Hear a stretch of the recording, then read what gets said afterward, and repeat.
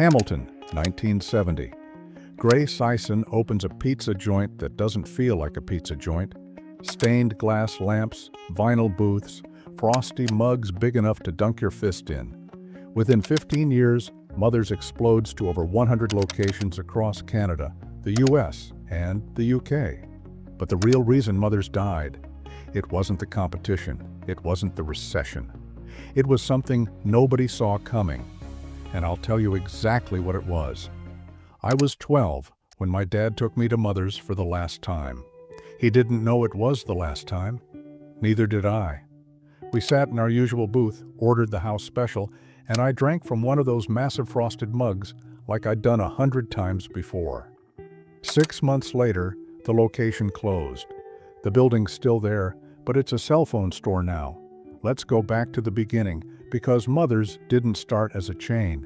It started as an idea that pizza night could be more than just food. Gray Sison understood something about Canadian families in 1970. They wanted somewhere their kids could be loud, somewhere they could linger over pitchers of pop and towers of garlic bread, somewhere that felt like celebration without the pressure of fine dining. The first Mother's opened in Hamilton, and the vibe was immediate. Dark wood paneling, brick walls, stained glass lamps casting amber light across red checkered tablecloths, half Italian bistro, half family rec room. The pizza was thick, loaded with toppings, served on wooden boards. The spaghetti came in portions that could feed a family. And those frosty mugs, every kid wanted one, frosted from the freezer, filled with root beer or Coke. Holding one made you feel grown up. By the mid-70s, Mother's wasn't just successful, it was everywhere. Within 10 years, over 100 locations from Hamilton to London, England.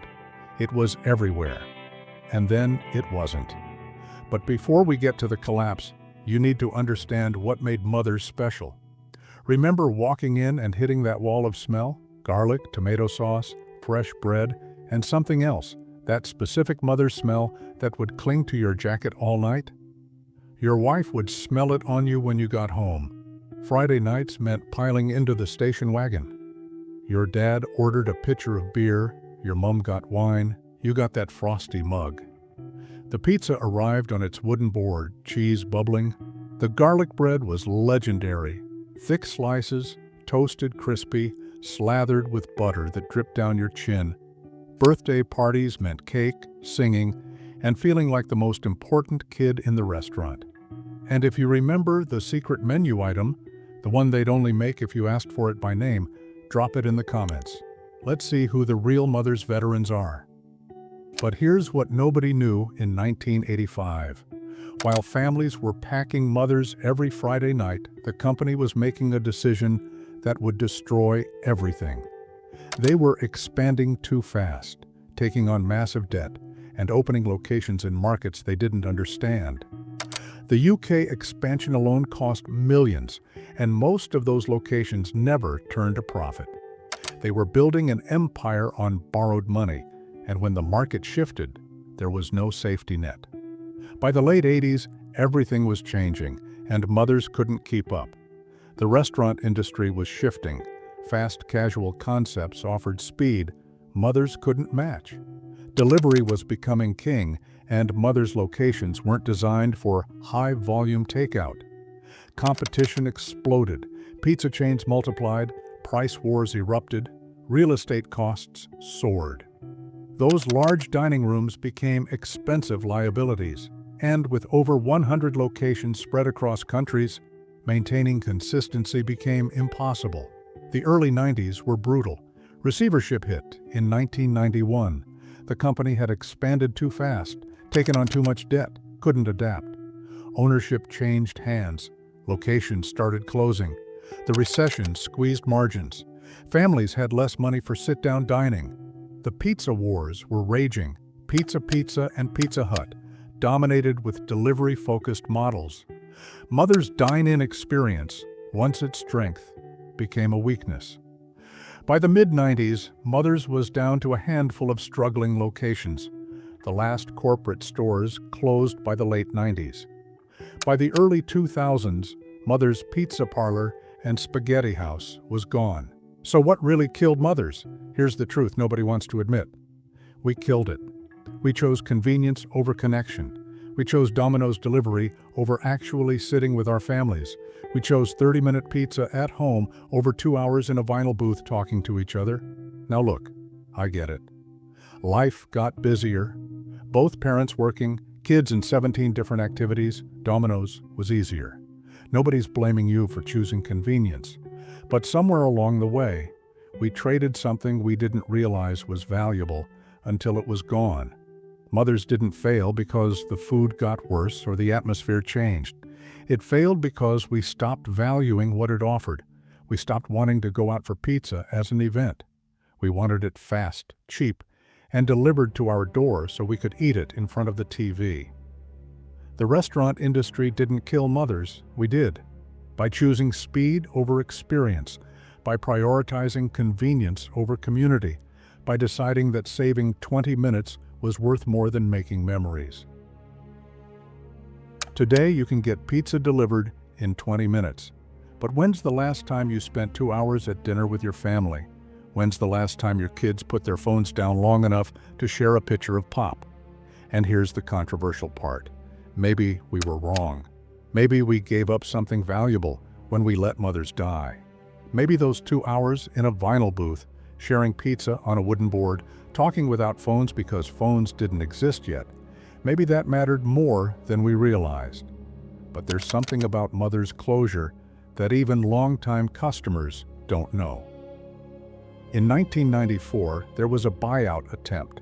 A group of Canadian investors, including some former franchisees, tried to purchase the remaining locations and restructure the company. They had a plan to modernize whilst keeping the core experience intact. Smaller locations, delivery capability, but those same vinyl booths and Frosty mugs. The deal fell through over financing. By the time they secured funding, the best locations had already been sold or converted. The moment passed, and mothers died not with a bang, but with paperwork that couldn't get signed fast enough. Sison later said in a rare interview that his one regret wasn't the expansion or the debt. It was not fighting harder to keep the original Hamilton location open. That first restaurant, where it all started, closed in 1996. He drove past it once after it became something else and never went back. For everyone who remembers mothers, the memories are overwhelmingly positive. Nobody remembers it as the chain that failed. They remember birthdays, hockey celebrations, first dates, family dinners, the stained glass lamps, the frosty mugs, the wooden boards. These weren't just decor. They were the backdrop of Canadian childhood in the 70s and 80s. Mothers represented a time when going out for pizza was an event, when restaurants prioritized atmosphere over speed, when families spent 2 hours at dinner talking and laughing and being together. The food was good, but it wasn't the food that made mothers special. It was the feeling, walking in and smelling garlic bread, sliding into a vinyl booth, watching your dad pour beer from a pitcher.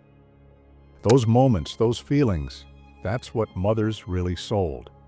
And when the company disappeared, those experiences went with it. The rise and fall of Mother's Pizza Parlor and Spaghetti House is a story about what we lost when we chose convenience over connection. Sison built something special, a concept that resonated with Canadian families, that created memories that lasted decades. But he also expanded too fast, and when the market shifted toward delivery and speed, mothers couldn't adapt. Mothers is gone now. But for anyone who grew up eating pizza on wooden boards and drinking from frosty mugs, it represents something more than a restaurant chain. It represents a time when going out for pizza meant something, when families gathered and talked, when birthdays were celebrated together, when sharing a meal felt special. That's the real legacy, not the number of locations or years in business, but the memories created in those vinyl booths under stained glass lamps. And those memories will never close. Here's what I want you to do. If 10,000 of you comment "Bring Back Mothers" right now, I'll personally deliver this video to Sison and ask him what it would take to bring it back. I'm serious. Let's make this happen. Drop your mother's memories in the comments. Tell us about birthday parties, first dates, family dinners in those vinyl booths. Which location did you go to? What did you always order? Do you remember the last time you went? And if this hit you with nostalgia, hit that like button and subscribe, because we've got more stories about the Canada we remember, the one that's disappearing but lives on in our memories. Thanks for watching, and remember, the best restaurants aren't measured by how long they lasted, but by how much they mattered whilst they were here.